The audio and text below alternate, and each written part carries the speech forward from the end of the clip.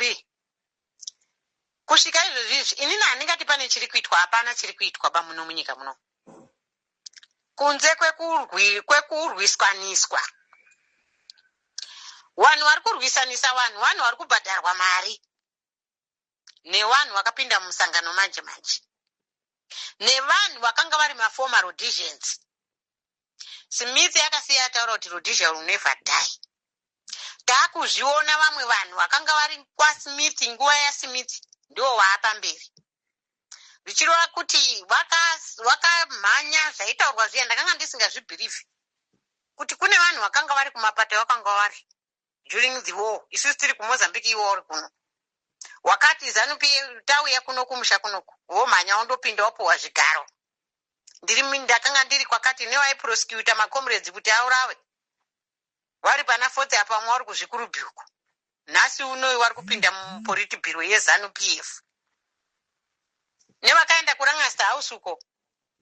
Wari advisor werimwe bato. Nhasi unoyi member yepolitbiro muZANU-PF. Nevakati maelections ZANU-PF yawina 1980.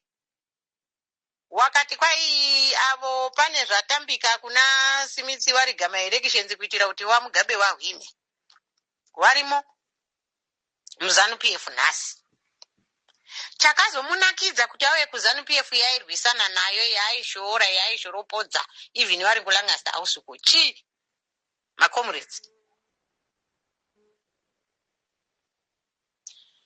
Chiko chazonaka nhasi.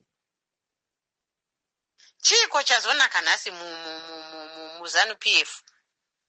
Kuti murume mukuru anobvisa mwana wemvana madziwa. Chii chakazonaka muZANU-PF yomai oposi. Ndinokumbira macomrades wari muzvigaro zveCentral Committee.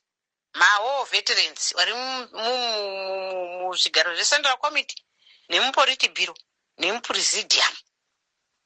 Kuti what you are doing, my comrades, it's wrong. Nyika iyi takandoirwira. Tichida rugare, tichida runyararo. But runyararo zhozho iri munyika munomu haichaiti. Runyararo munyika munomu hamuchaiti. Mune vari kuchichidzira vanhu. Mune vari kuuraya vanhu. Mune vari kudini muno munyika munomu hazisisina kana kwazvakatarisa hakuna.